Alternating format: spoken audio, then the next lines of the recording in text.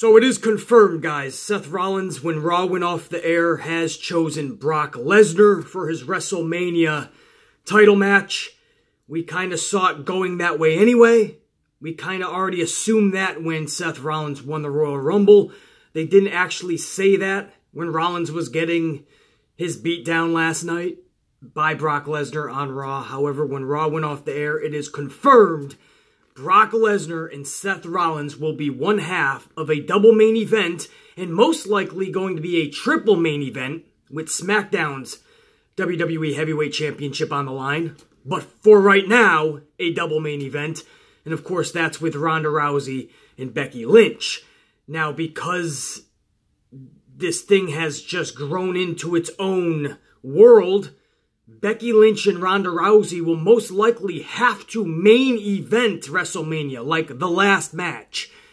I don't see any other way they can go now because this thing grew a life of its own. So even if booking doesn't give Ronda Rousey and Becky Lynch much, even if 2 months from now, we just don't care about that feud, it doesn't matter, I don't think. I think that has to go on last because that's the outcry. Even if the feud isn't hot, even if the storyline isn't captivating us, you're going to have everybody crying out on social media and out there in the world talking about how WWE didn't allow the ladies to main event, truly main event WrestleMania. After last night, a lot of people would argue, don't worry, BC, it looks like Becky Lynch and Ronda Rousey can be just as hot as Survivor Series. I call BS. I'm not seeing that at all, just because Ronda Rousey was flubbing her lines, just because it was a hot post-Royal Rumble Phoenix crowd. That crowd was still the Royal Rumble crowd. That was in a baseball stadium. That was promoted as a huge event. It was WrestleMania-esque. You had people from all over different countries all congregating into Phoenix. Of course you're going to get that type of reaction. Listen to the amplified man's words. When Becky Lynch is in those small towns, those arenas, and they're not a huge Royal Rumble WrestleMania-esque crowd, the reaction isn't quite that, is it? Exactly, I've done my research.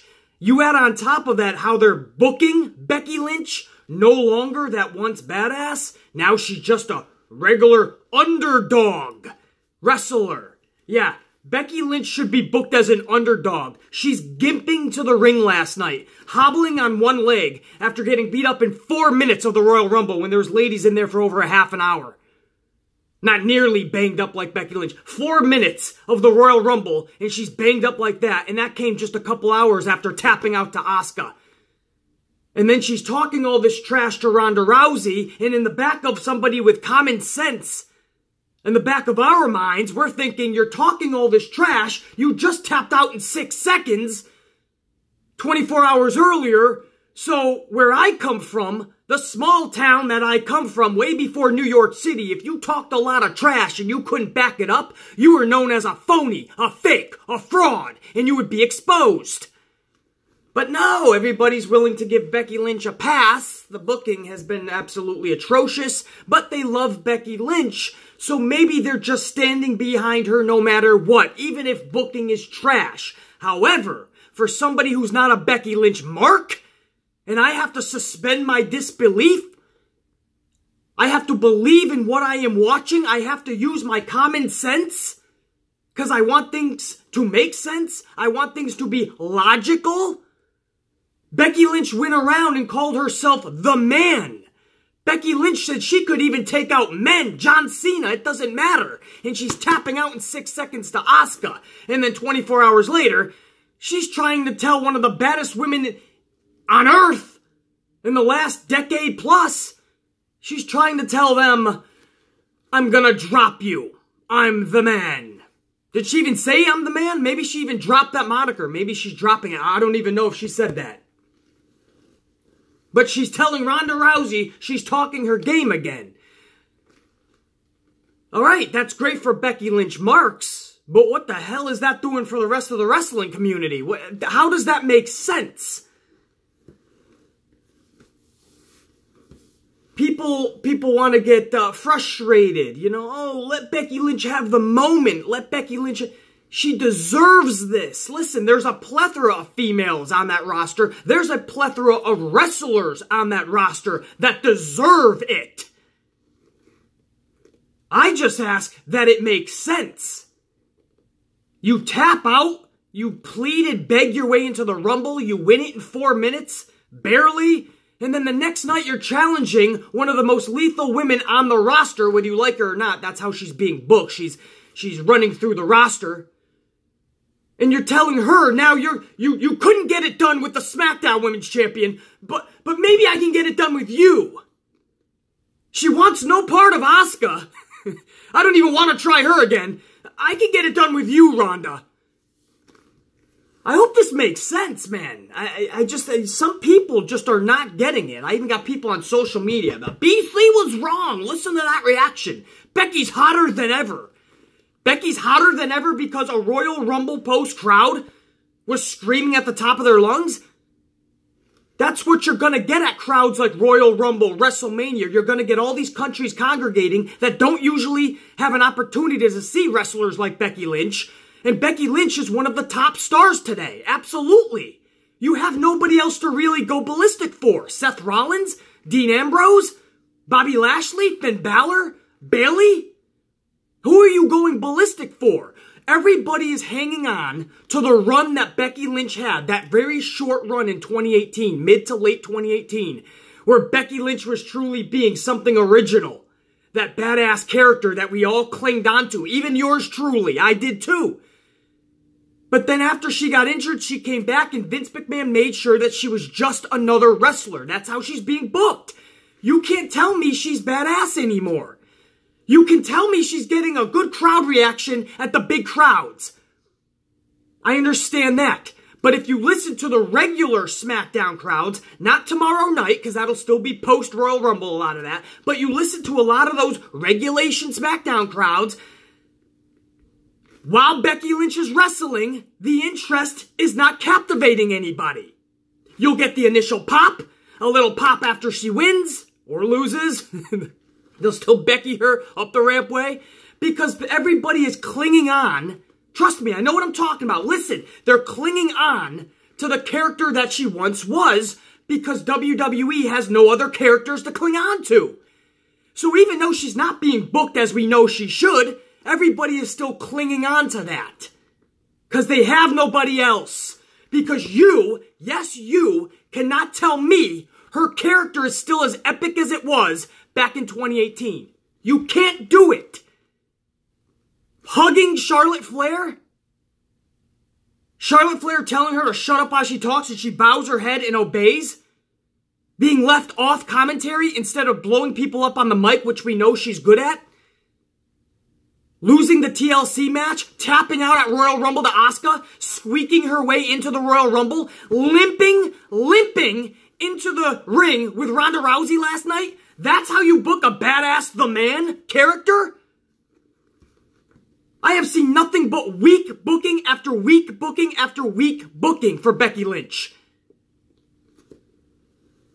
That is what we are saying, the other wrestling fans that want to see a damn good main event, that don't mind seeing Ronda and Becky in the main event. We just ask for one thing. Give us a captivating storyline in a feud that we care about. They were doing good back at Survivor Series. Last night, I actually liked it. Step away from the crowd. Because the crowd flubbed Ronda Rousey. Right, we liked the realism of last night. Ronda Rousey was thrown off her game. But with that, we started to see signs of Becky Lynch and what she's really good at. She started to smirk at Ronda Rousey when Rousey finally got her flame back and she started shouting in Becky Lynch's face. Becky Lynch had that smug look like I'm not buying any of it. That's the Becky Lynch I want to see. A non-Becky Lynch mark. That's the Becky I want to see. If you're a Becky Lynch fan, you love it anyway. I understand. I have no hate to Becky Lynch. As an individual and her journey, we love Becky Lynch. As a pro wrestler, as the character, not so much if you've seen her booking the last couple of months. So what we ask for is that Becky Lynch. What Becky Lynch is going to need to do is step away from what Vince McMahon is asking her to do. She's going to have to do shit like that in the ring. That smug look, blow people up on the mic. The 1 minute that she had the mic last night, I thought it was phenomenal. She looked at Ronda Rousey and she said, "Last time I saw you, Ronnie, I dropped you right where you're standing now. Last time I was on your show. And you never came looking for me. But that's okay, Ronnie, because I came looking for you." We know Becky can talk. That's what pisses the Amplified man off. When she came back after injury, Vince kept her off the commentary booth and just had her sitting by ringside, remember, and watching Charlotte's matches. Bad booking. And if you're not a Becky Lynch mark, then what are you going to cheer for? This is just another wrestler then. But last night, that's Becky Lynch that I want to see. Now, can they keep that going for 3 months to April 7th? WrestleMania? It's still just the end of January? I doubt it very much. But maybe Becky Lynch and Ronda can keep it going even if booking is gonna give them shit. Maybe they can turn it to gold. Becky is gonna need to step out of this new underdog character that Vince wants her to portray. Because it's obvious now, that's what he wants Becky Lynch to be. This huge underdog character. Couldn't get the job done against Asuka. She's limping into the ring against Ronda last night. Or face-to-face. The world's gonna think she can't do it. She can't be the underdog character though, because for months you've been building her as the man. She can beat anybody, including Ronda Rousey. She can beat John Cena. That's what we were told. Now, she can't beat anybody. Lost at TLC, lost at the Royal Rumble. She's limping into Ronda Rousey's face-to-face altercation last night. And I expect this underdog mentality to continue. So which Becky Lynch is it? I don't want the underdog. I want the badass Becky Lynch. That's gonna fuck Ronda Rousey up at every corner. When Ronda gets to the arena and she's in the parking lot at Raw, Becky Lynch jumps her. Becky Lynch is hanging outside Ronda Rousey's farm. Her ranch. That's the Becky Lynch I want to see. Remember when Stone Cold went to Brian Pillman's house? WWE, I don't think will show that anymore because that kind of turned really non-PG, man. That was crazy. But that's the type of booking that I'll get invested into. But no shade. I'm saying this right now. I'm fully on board with Ronda Becky. Just make me care. That's all I'm asking for. That's all I'm asking for. Captivate me with this feud and storyline. And hey, take my money. And we're there, man. I'm going to be there live in attendance, guys. It's New York, New Jersey. You don't think I want to see a great show? You don't want to see I want to pump up a great show over the next 3 months? Make me do so. This Becky Lynch character, the underdog character, ain't going to work with me. And don't worry, it ain't just Becky. Ronda Rousey's booking. Aside from going through the roster, can somebody tell me why Ronda Rousey is being booked this way? She is constantly giving the hoorah speeches. Your dreams can come true if you just dedicate yourself. Always aim for your goals. Every week it's the same Ronda Rousey go for it college attaboy speech. Give it the old college try. Give it the old goals and dreams speech. And then after every one of her matches, she extends her hand to shake hands and show that she's a professional and that she's a good sport in victory or loss. That's not the Ronda Rousey we love. That's not the Ronda Rousey that became famous and was kicking everyone's ass in UFC. That Ronda Rousey, when somebody stuck their hand out in the octagon, she actually took her hand away. And she talked trash.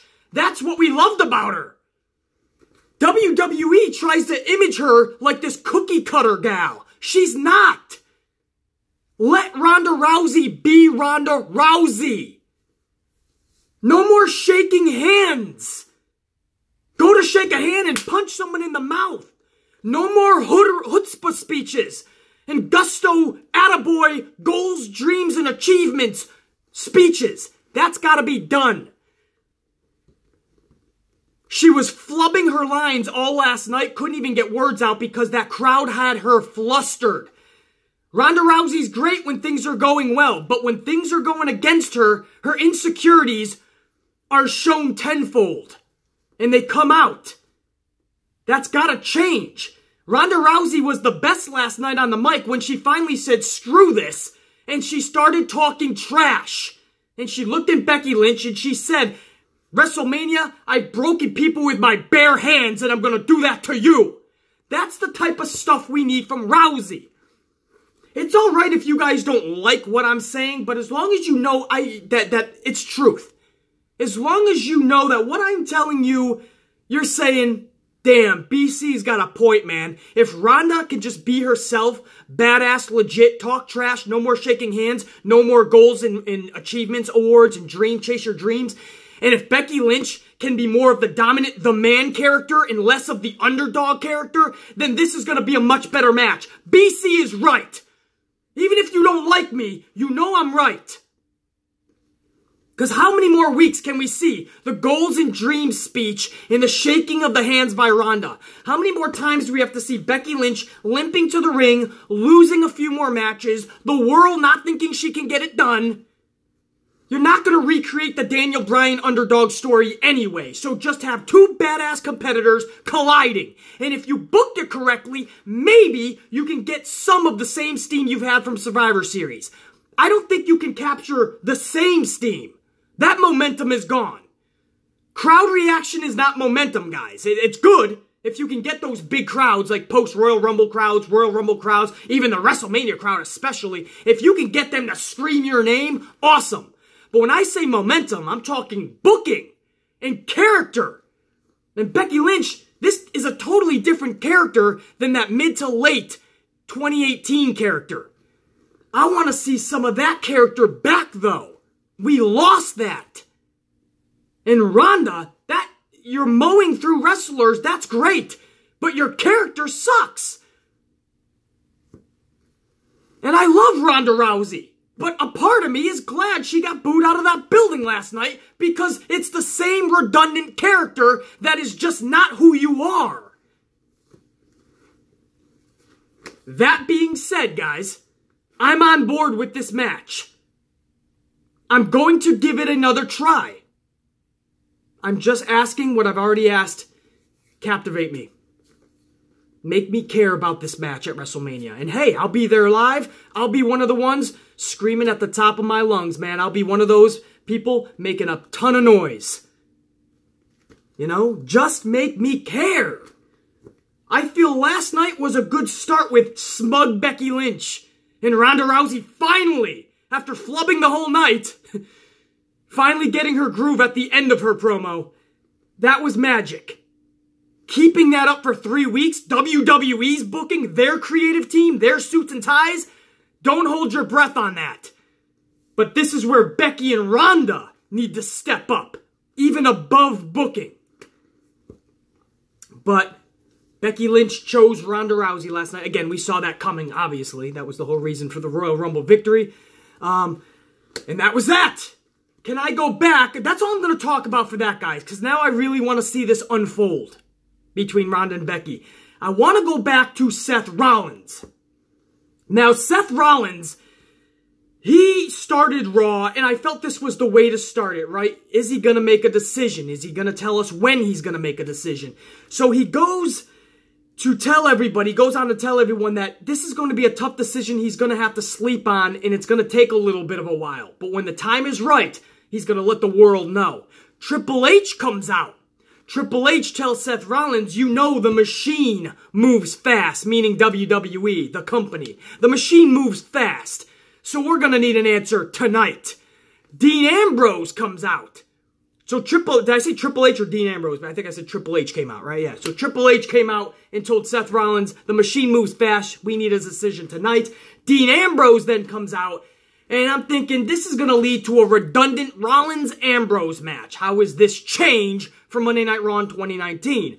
However, before we did end up getting that redundant match, Triple H and Dean Ambrose had a nice little spar. It wasn't really a spar. Dean Ambrose was throwing jabs over at Triple H, and I love this. Dean Ambrose's character, Dean Ambrose's career has taken a nosedive in the last several months. Ever since he turned heel, this guy has had zero momentum. So I felt him throwing jabs at Triple H has nothing for WrestleMania. As much as people say, let the old-timers go away, let the new-timers have all the matches at WrestleMania. If you don't have 10 minutes at a WrestleMania show for a Triple H match, please, man, I definitely do. If you want to create a Triple H-Dean Ambrose feud, I could be invested in that. Because that could be fun, because we know Dean Ambrose doesn't give two shits about Triple H or the WWE's brass. We know Triple H hates smug wrestlers that stand up to him. That's why he hated CM Punk back in the day. So if Dean Ambrose can kind of portray that character, you got a little bit of CM Punk flavor with a little bit of Stone Cold flavor with just who Dean Ambrose is. His own type of lunatic. I love that. And Triple H is now going to put him in his place at WrestleMania, so to speak. Set it up. I love the jabs that he was giving Triple H last night. And Dean Ambrose said, make a match with me and Seth tonight. Triple H goes to walk away and Dean Ambrose goes, or do you have to ask your father-in-law? And the whole crowd starts chanting, yes, he does. Yes, he does. Triple H was irked at this. He looks over to Seth Rollins, Dean Ambrose. He looks to the back. He says, get me a referee out here. So, Dean Ambrose Triple H's altercation was more fun than what was to come. Because then he just announced a redundant match. Ambrose, Rollins. This was a mediocre match, I guess. If you call it good, I'll give you a golf clap. I'm not necessarily going to call it good. I thought it was actually sloppy selling point-wise, and I'm going to go right to the ending of this match. When Dean Ambrose was waiting to take the curb stomp, and Seth Rollins was taking forever, and Dean Ambrose wasn't even selling the setup. Watch back, guys. I've done my research. Dean Ambrose is just staring at Seth Rollins, not even hiding the fact that he's staring at him. Stares at him for 15 seconds, and then Rollins, I'm thinking, okay, he's going to counter this because he sees what's going on. He sees what's coming. No! He ends up just taking the curb stomp. He sold the shit out of the stomp. I love the way he actually sold the stomp, but the setup was not sold at all by Dean Ambrose. So it looks like a guy who's just kind of given up. I hope that's not the case, and I hope like something like a Triple H feud, maybe that'll rekindle his spirits. I think when his contract is up, I think Dean Ambrose is out, guys. I really do. I think he's already kind of looking toward that way. So Seth Rollins wins with the stomp. Now this leads us to later in the night. I'll get to everything else in Raw, but first I'm trying to hit all the main stories. That's why I wanted to hit Lynch and Ronda. Now I'm going to go Seth Rollins' decision. Rollins comes down to the ring, or does he? I think Brock Lesnar comes down first. This was the end of Monday Night Raw. Brock Lesnar comes down to the ring first. Paul Heyman is trying to plead with Seth Rollins. Please, don't do what the crowd is saying. The crowd is chanting, slay the beast. Paul Heyman is saying, use your common sense. Nobody goes around looking and picking a fight with a beast. You should go with the wrestling, the sports entertainment match, is what Paul Heyman said. That's best for business, which would be you and Daniel Bryan. Rollins comes down to the ring, and Rollins just starts punching Brock Lesnar in the face. He does exactly what Paul Heyman told him not to do. Do not go picking a fight with the beast. Seth Rollins starts picking a fight with the beast, and of course this isn't going to end well. He's Brock Lesnar. Lesnar proceeds to give this guy 6 F5s, and can I just say, the selling by Seth Rollins was just as bad as Dean Ambrose's selling earlier in the night. Seth Rollins, after the 5th F5, 5 F5s, he gets up 15 seconds later, not up, but he sits on his ass, he grabs a microphone, and he tells Brock Lesnar, is that all you got? Is that all you have? So Brock has to come in and give him a 6th F5. But realistically, 5 F5s is not going to knock you out for 20 minutes? 15 seconds after 5 devastating finishers, 5 F5s, and Seth Rollins is already on his ass awake. Like, that's it? I've seen larger-than-life men get dropped by one F5. 5? And then he comes in and one more does the trick. Then Seth Rollins is kind of like, wow, that sixth one was devastating. It didn't make sense, man. It was bad selling and they know it. I think they were pressed for time. They have to go off the air at 11 o'clock now. So I think the ref said, now. And they couldn't even sell the fifth F5. They had to rush the sixth. I will say this. That fourth one, if you guys go back and watch, the best F5 out of all 6 was that fourth one. That one was devastating, man. That took the fucking roof down. I thought the ring was going to collapse. Seth Rollins face first. He got some height. He got some Michael Jordan height. That fourth one was absolutely awesome. And that's how we went off the air. Now, when Raw went off the air, we didn't have a decisive decision. About 41 minutes later, after Raw went off the air, the rumbling started that, indeed, Seth Rollins was going to face Brock Lesnar. That is confirmed, unless they want to change that today or in the future. But as of right now, WWE.com themselves has confirmed Lesnar, Seth Rollins for WrestleMania. So, that's what we got, guys. And that's where we're going to go moving forward. And props to Bayley, too, by the way. Bayley actually took on, Ronda Rousey had an open challenge, and Bayley was the one who accepted it. Obviously, she did not succeed, but a decent match for Bayley as well for something that's on the fly. She probably didn't know about that until that very day. Hey, you're just taking on Ronda Rousey for the title. So that was really, yeah, it was good to see Bayley in that. You know, I never throw shade at Bayley. I never wanted to see Bayley and Sasha as a tag team because I know how good Sasha Banks is on her own, and I know how good Bayley can be on her own. And now I just feel like when you throw them together. But you know what? I'm going to give them a real chance in 2019. Not just because I love Sasha Banks, but because I really want to give Bayley even more of a chance. So this tag team, you know, I hope they run roughshod, and I hope when it's done, they go their separate ways and they start collecting singles championships. But let's go on. You know, something I did like, a lot of people are kind of dragging through the mud. A lot of people are kind of not liking it. I didn't mind it at all. It was a couple of minutes of entertainment for me. And I remember those 90s wrestling very vividly. And that was Elias, middle of the ring, turning heel. This is the Elias we should have had all along. Elias is a naturally born heel, or should be. I say that all the time about Charlotte Flair and such. That's just what they're natural at. That's what they should be. And when you're really telling them to shut their cell phones and shut their mouth, you can't do that as a face. So Elias is turning heel, and Jeff Jarrett is coming down to the ring, and or stays up at the rampway at first. Yeah, that's right. I said Jeff Jarrett. That's right. It's always good to see somebody like Jeff Jarrett, because he's one of those nostalgic acts that you don't really see often. We saw him at the Royal Rumble, and that was it. Before that, it was maybe the Hall of Fame last year, or the year before. I think it was last year. The Hall of Fame. So it was cool to see him show up on Raw, and he's a new producer for WWE. He has signed a new contract. He's not supposed to be an on-air talent, but he's got a little something brewing with Elias, and I like it.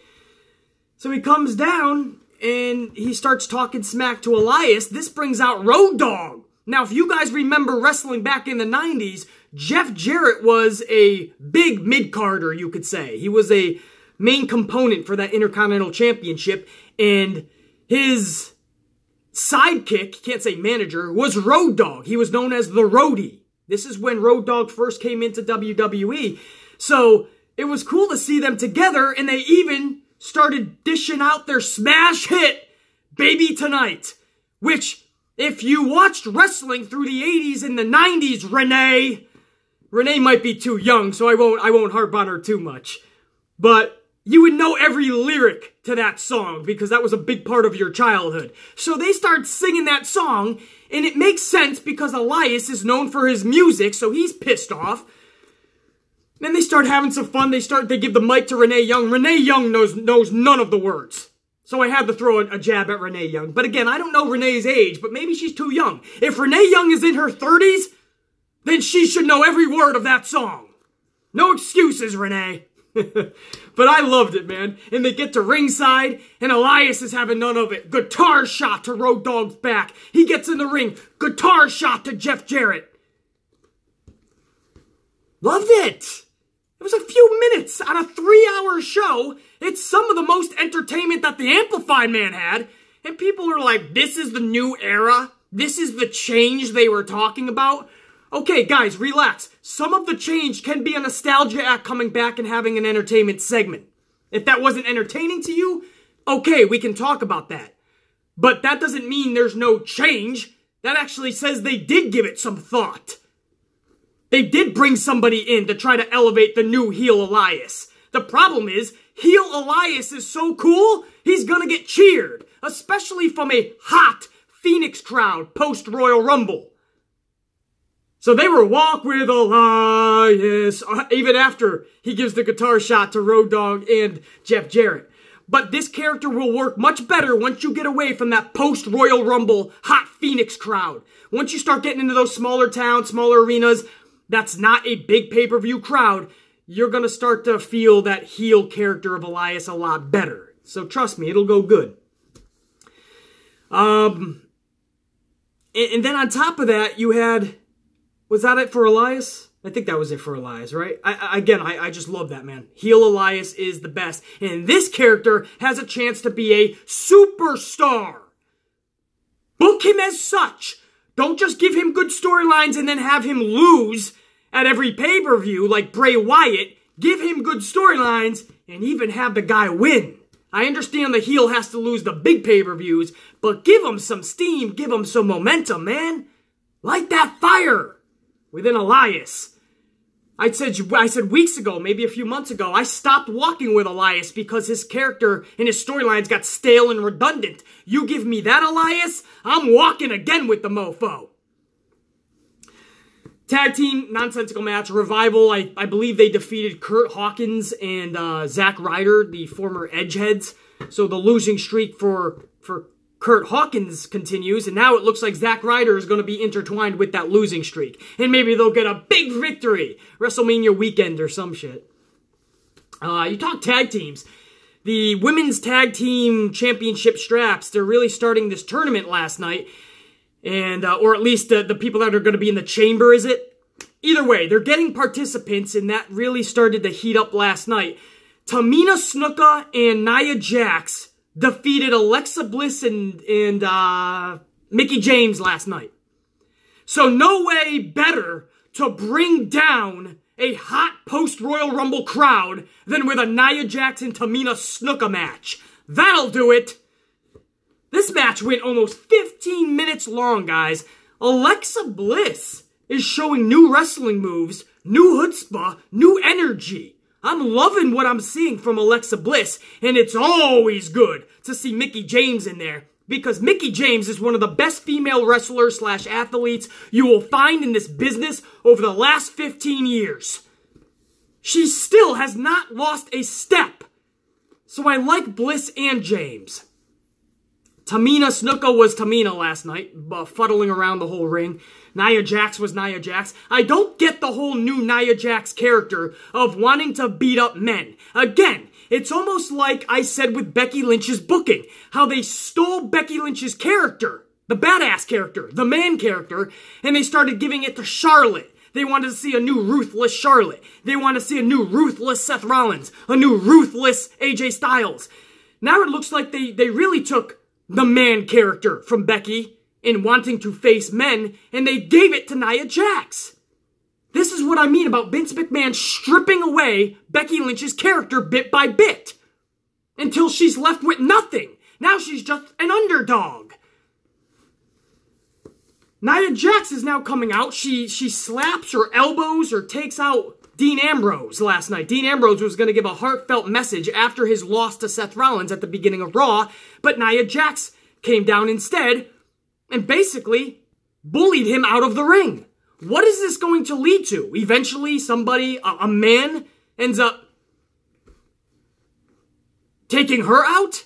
I have no idea. Is that supposed to get me excited? Yeah, he really walloped her.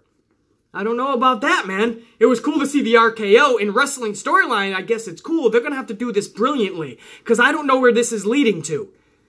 I really wanted to hear what Dean Ambrose had to say. Instead, we get Nia Jax.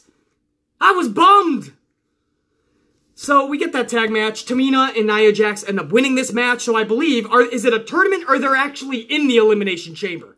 I think they're in the Elimination Chamber. If that's the case, help us all. Now we're stuck with Tamina Snuka and Nia Jax on a main pay-per-view.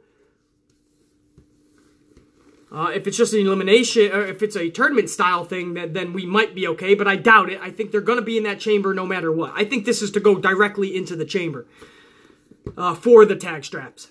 Also last night, Dana Brooke and Natalya lost against the Riot Squad. So the Riot Squad is now also into this Elimination Chamber new Women's Tag Team Championship match. So that was a lot of tag team action last night. I want to go to the Intercontinental Championship right now, because this is no more than a consolation prize for Finn Balor.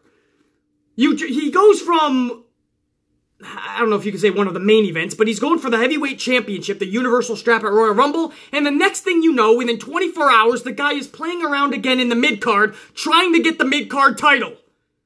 Is that going to be his consolation prize at Elimination Chamber or even WrestleMania? Bobby Lashley versus Finn Balor is supposed to excite us? Finn Balor's trying to cut a promo last night on how he took the beating of his life, and here comes Bobby Lashley and he attacks Finn Balor. Or Balor goes to attack him, but to no avail. Bobby Lashley looks dominant, and now this is going to set up Bobby Lashley and Finn Balor. Again, I have common sense. I'm one of those fans that isn't a sheep. I'm one of those fans that Vince McMahon probably doesn't like because I don't just forget what I watched the week before or the night before. I take in what I saw the night before, the week before, the month before, the year before, 5 years before, and I remember it. Because I want to believe in what I'm watching. I want to suspend disbelief, but also have logic and common sense. So I remember I've already seen Finn Balor versus Bobby Lashley a plethora of times over the last several months. 4 times in tag team matches on Monday Night Raw in the last 3 or 4 months. And, what was it? Twice? 3 times. What am I saying? 3 times in a row, one-on-one. October 22nd, 2018, Finn Balor beat Bobby Lashley. 1 week later, October 29th, 2018, Finn Balor beat Bobby Lashley again, 2 weeks in a row. The 3rd week in a row, November 5th, 2018, Bobby Lashley beat Finn Balor. So he ended up getting a win. And again, 4 more times in tag team matches. Why do I need to see this again, headed toward WrestleMania? Redundant and stale. And that is not change. Where else do we want to go? So, I will say this. I'm gonna probably skip some stuff, guys. Because I want Sasha Banks not even utilized. She was in a backstage segment with Bayley where they hugged Finn Balor as Balor was on his way to the ring. That was Finn Balor's backstage segment, and that was all that we saw of Sasha. Now, Sasha is going to be in action next week on Raw. They did announce, but that does nothing for last night, man. I want to see some Sasha. Everybody else was out there getting some recess time, getting to play on the playground. No Sasha Banks. But I am going to skip any other filler, guys, and I'm going to go right to what was really the main event, if you're not counting how the show ended, which I already went over. Seth Rollins, Brock Lesnar, the F5s. Seth Rollins no-selling the F5s. That was the actual ending. But the main event was Drew McIntyre versus Braun Strowman. You think 2 beasts like this will have a good show? No, this was kind of boring to me, and that's because they didn't put Drew McIntyre into a position where we should give a crap about him. We know Drew McIntyre has the tools. He has the psyche. He's got the mic skills. He's got it all. They just place him like a bum. Braun Strowman is legitimately booked as a bum, and that's how he comes across. That or a 10-year-old kid playing with Nicholas, his former tag team partner, at recess, on the playground, and they're having their little school lunches and giggling together. That's all Braun Strowman is. So what did we see last night? We saw Braun Strowman getting beat up by Baron Corbin and Drew McIntyre, the same thing we saw several months ago, when it got its lowest ratings ever. This is the change? This is your new era? This is how you kick off 2019? This is how we head toward WrestleMania? BS, and I'm calling it. Nobody wants to see Drew and Baron Corbin beating up Braun Strowman because we don't care about any of them. And by the way, Baron Corbin beat Kurt Angle last night. Okay. What the heck is Kurt? That's what you have for Kurt Angle? Every time we see him, he's losing to every Joe Schmo. Kurt Angle's better than that even at his age. I don't care if he lost 14 steps from what he once was. He's still Kurt Angle. He can beat Baron Corbin, I would hope. BC, this might lead to something. Yeah, I hope, and it better be good. That was Monday Night Raw, guys. All in all, I'm not trashing the show. I saw things that I did like. In a weird way, I was entertained. A lot of times. It was just, a lot of it was just bad. It was like, not just booking either. It was like the super, from Ronda flubbing her lines to Dean Ambrose not selling. Seth Rollins not selling. Again, I think that was because of time issues. But then absolutely the booking. Kurt Angle, what the fuck? Why is Braun Strowman getting beat up by Corbin and McIntyre again? All you're missing is Bobby Lashley, and it's the same storyline from 3 months ago. Or 2 months ago when Braun Strowman ended up getting the arm injury. Or that was the story anyway. So the same redundant match with Rollins and Ambrose, and I don't know. I don't know. A 15-minute match basically with Tamina and Nia. I don't know, man. There was a lot on this show that boggles my mind, but maybe they were just still burnt out from Royal Rumble. I don't know. But they ain't getting a mulligan just because next week things are back to normal. No. Come with a better show than last night, and things better start making sense. And if Becky Lynch and Ronda is your main event, I'm cool with that. I ask you one thing, WWE. Make me care. Make fans like me that have common sense and logic, and we're not just fanboys and fangirls, make us care. And I'll gladly give you my money. I'll gladly show up, and I'll gladly make a lot of positive noise. We go on to SmackDown tonight, guys. The Amplified Man will be with you tomorrow for that review and reaction. I'm always dissing the truth. Sometimes you can take it, sometimes maybe not so much, but at least respect the man for giving you the truth. Because that's what I always will do on this channel, man. Much love and respect. Holla at your boy. Peace, cause he's out. The Amplified Man. He's about to double fist some Starbucks lattes. And I'm gonna go kick some NYCS. Amplified Man, check you.